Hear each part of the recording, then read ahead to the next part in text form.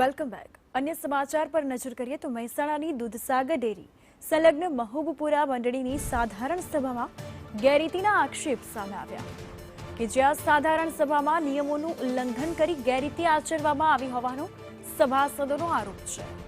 નિયમ અનુસાર 14 દિવસ પહેલા એજન્ડા આપવાને બદલે માત્ર 1 દિવસ અગાઉ નોટિસ બોર્ડ પર જાહેરાત કરીને સભા પતાવી દેવાઈ છે. ચૂંટણી વગર કારોબારી સભ્યો નક્કી કરતા વિવાદ સર્જાયો છે. આ સાથે જ નિયમ આધારિત ફરી સભા યોજવાની માંગ પણ ઉઠાવી છે. સભાસદોએ જણાવ્યું છે કે મનસ્વી રીતે કારોબારીની રચના કરી તથા લોકશાહી ઢબે ચૂંટણી કરવામાં આવે તેવી માંગ કરવામાં આવી છે. આજે મહેસાણા ખાતે દૂધસાગર ડેરીમાં આવેદનપત્ર આપવામાં આવેલ કે મહેબૂબપુરા સરકારે આગલા 5 અને 6% નફો બતાવે છે.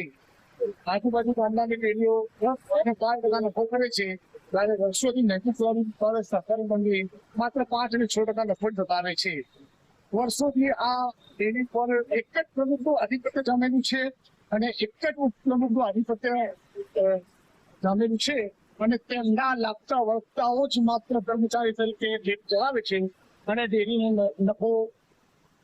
નફાની જગ્યા પર નુકસાની આપે છે. જે નફો થવો જોઈએ તે આપતા નથી. એટલા માટે અમે કારોબારી બદલવા માટે આજે આવેદનપત્ર આપવા આવેલ છીએ.